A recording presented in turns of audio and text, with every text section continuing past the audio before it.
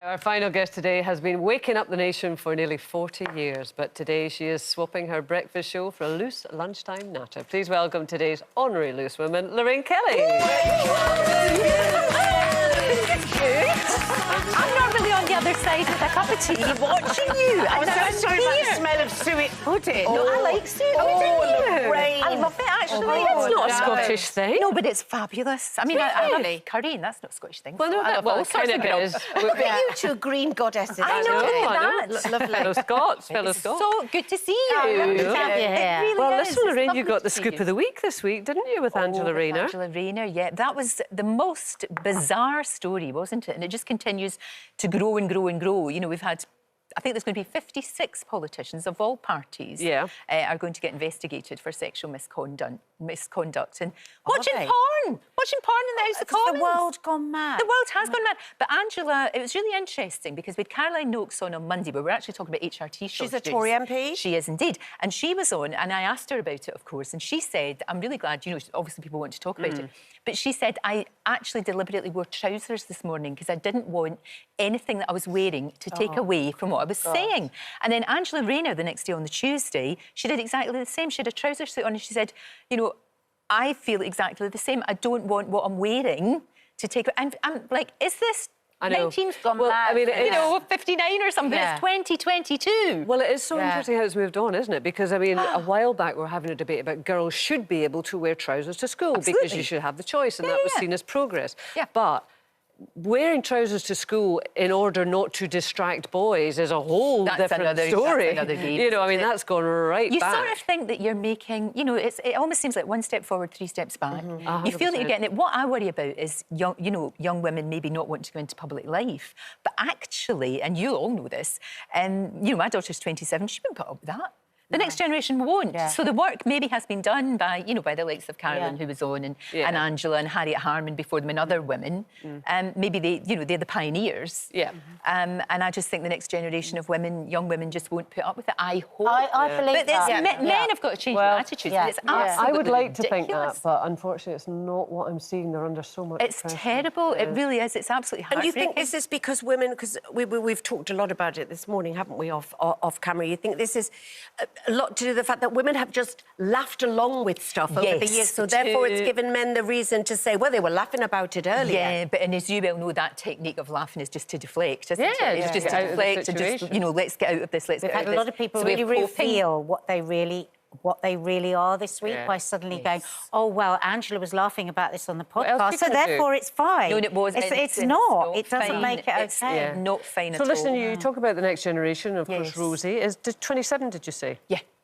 And you've got Wow, your gee, podcast can't together. believe it. We What do. if? I love working with her. It's great. She's Must be taught so me so much. interesting, though, to see. wasn't It was her idea, Linda, and she has taught me an awful lot. I love how she approaches things. She's so organised, and we love it. And we've talked to some really amazing people. I mean, this is what I love about what I do, is that I'm surrounded by, I mean, most of my team are half my age, and less. Yeah. And it keeps you young. It keeps you young. You keep in touch. And Rosie keeps me in touch with popular culture so that I don't, because I think that's really important as you age. That you and you all do it. You all do it, and you have to keep in touch with what's going on.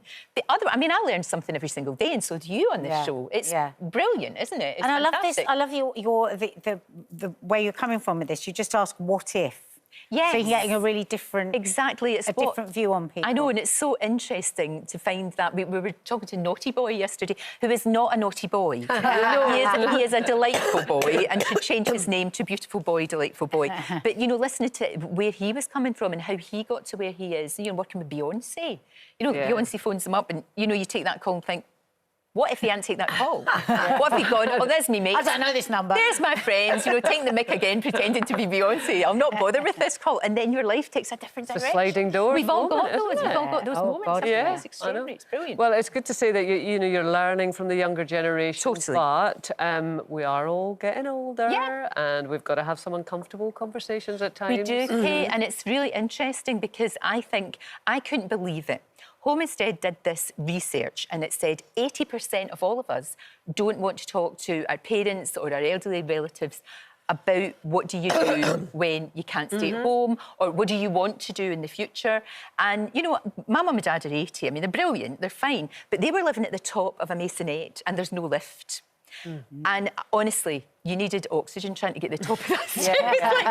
I'd be at the top, just give me 5 minutes. But they didn't want to move because they love where they are, they're comfortable where they are, they enjoy where they are. So actually they moved to a wee first floor flat in the block, came free. So moved them there, and that's going to give them much more independence, and they can be there for as long as they feel they want to be.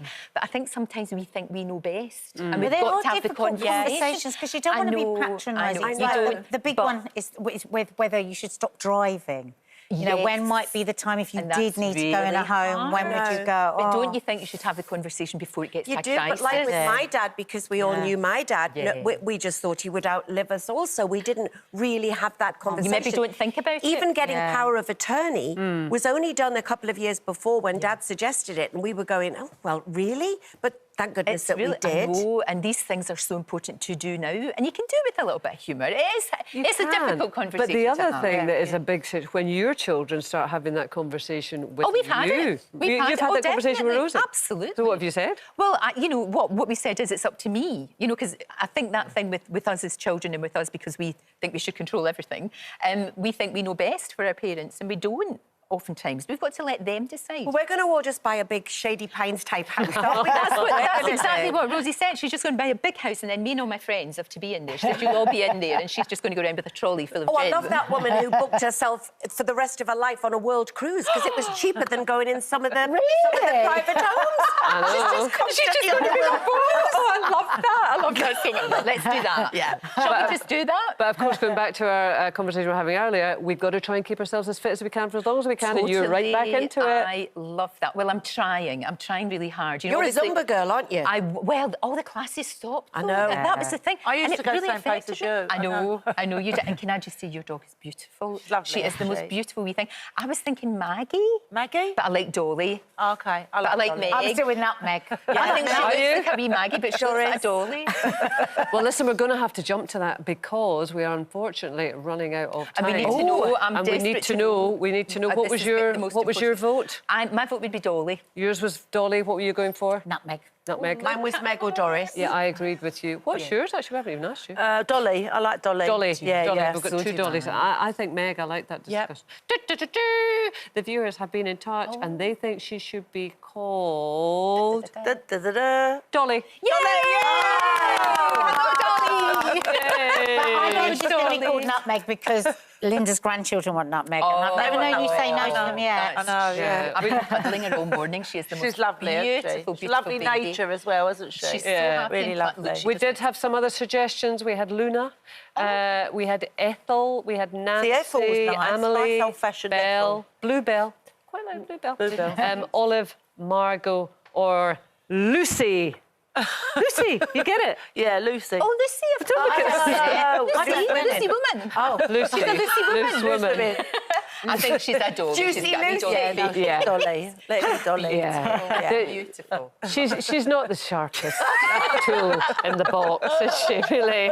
Probably me. Oh, my God. Lucy. Lorraine, thank you. It's been a pleasure as ever. So Lovely good to to have see you with you. us.